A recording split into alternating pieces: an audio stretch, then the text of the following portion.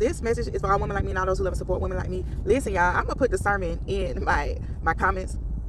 I just left church today and woo, it was heavy. I've already explained to you guys I'm a crybaby, but a lot of times when I'm crying, it's just because I don't know, like the Holy Spirit's presence be so heavy on me and I be overwhelmed. It's it's a cry of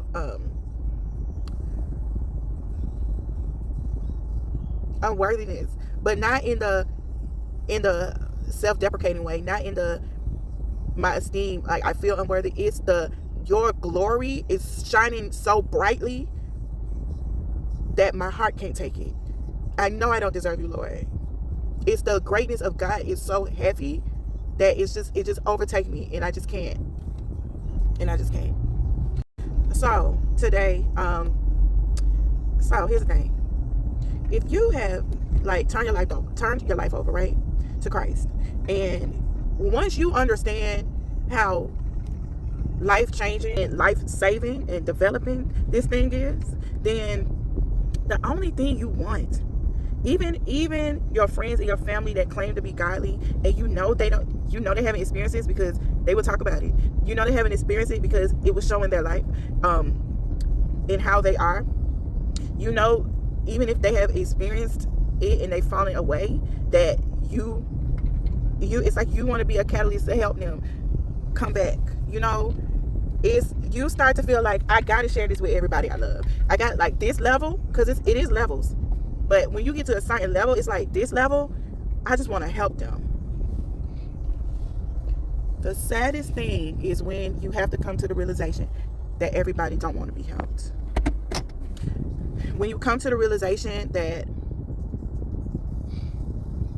in your power, as much as you try, as hard as you try, with whatever words you say and the fashion that you put them together, and the Holy Spirit is flowing through you, and you know where these words are coming from, and your life experience and what you're showing them, like what you went through, your testimony, like there's nothing you can do or show that can change somebody.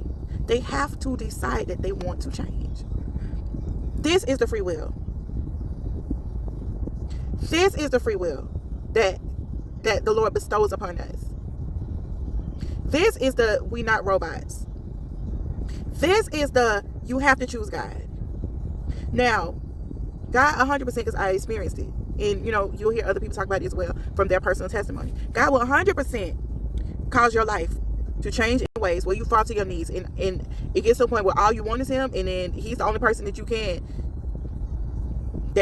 have to help you anyway.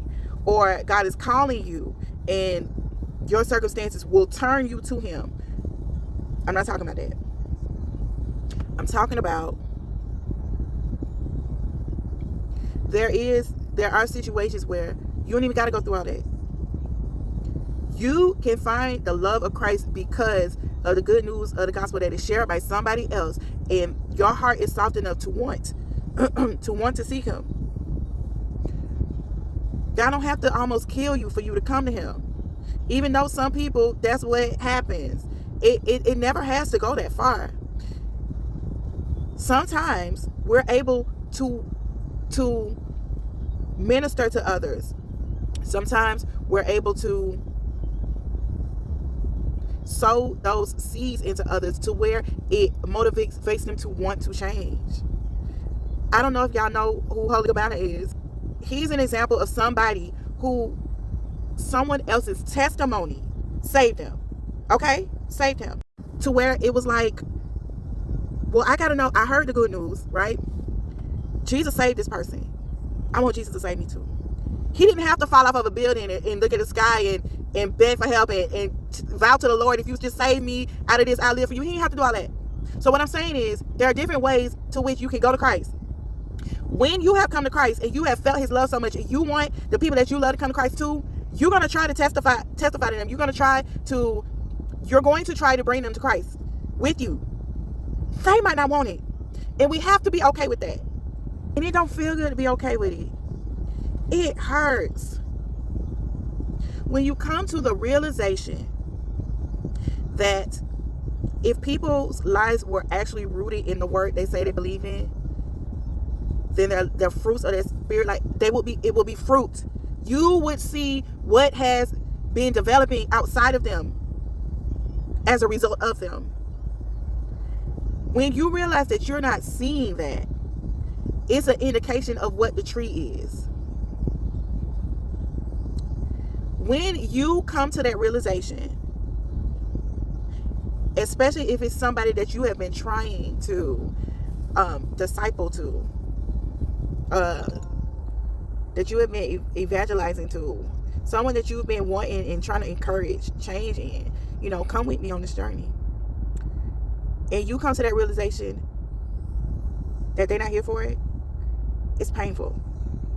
It's painful. You start being concerned and worried about their soul. You start being concerned and worried about and prayerful that the Lord gives them enough time here to change and run to them before it's too late. The sobering reality of it is that it's going to be too late for some people. And it gives you this sorrow because these are people you love and care about. Two things. Don't stop.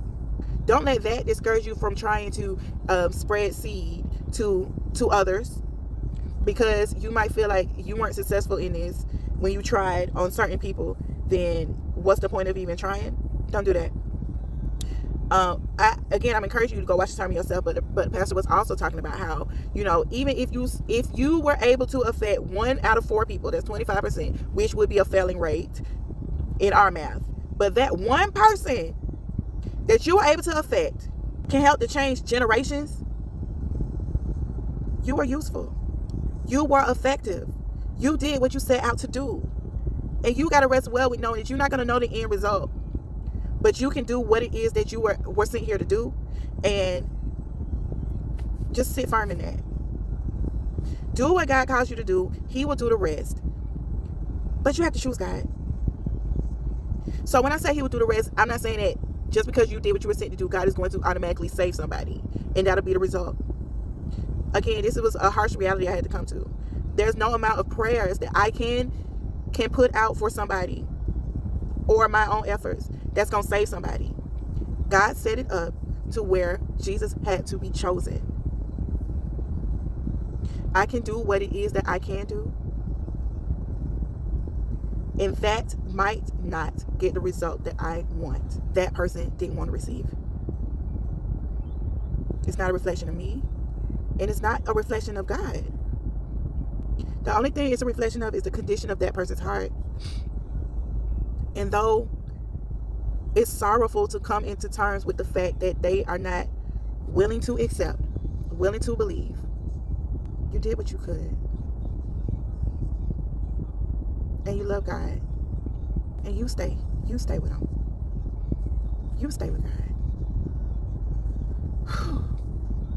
The sermon was also eye-opening to my own self, because, we were asked to reflect about what kind of soil we are.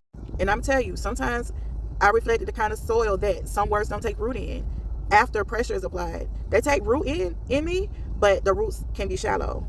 They take root in me, but when it's time for me to persevere through, I can become swayed and torn up and unbelieving and wavering. The being able to be uprooted because I'm not persevering through the word when things get hard. And they're going to get hard. They're going to get hard. That's how I know where I am, where I need to work at. And God's developing me through that right now as we speak in my current life. And I'm going to be successful. I am here. I'm going to keep working on this.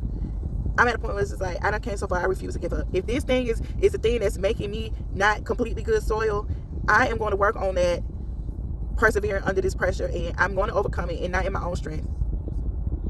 I'm going to overcome it in the one who strengthens me. So today I'm just going to encourage you to, again, watch the sermon, but also evaluate yourself. If you are out here on discipleship for real, and you're trying to help change lives of others, it's not a personal battle. You are being used. The battle is not yours. Y'all know the rest. You're being used in a battle, but the battle is not yours.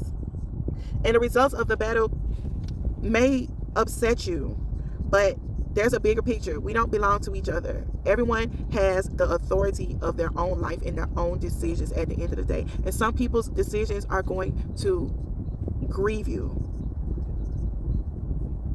but you can't live somebody else's life. It's important for us to detach our personal wants. You know how they say you can't want something more than a person wants it for themselves? That phrase usually comes about when we talking about somebody's relationship choices, or like their lifestyle choices of where they are in their lives. Like, oh, I want better for this person, but you can't want better for a person than they want for themselves, because that attachment that you're linking onto them is almost like you thinking that maybe you have enough power to be somebody puppet master, and you don't. You have to detach from that. That's a responsibility that you're not supposed to have. You taking on a responsibility that is not yours. Just pray God to lead you in how to resolve that, because it can become an internal conflict that you just got to resolve it. You don't want that hold on you. That responsibility don't belong to you, so don't take it.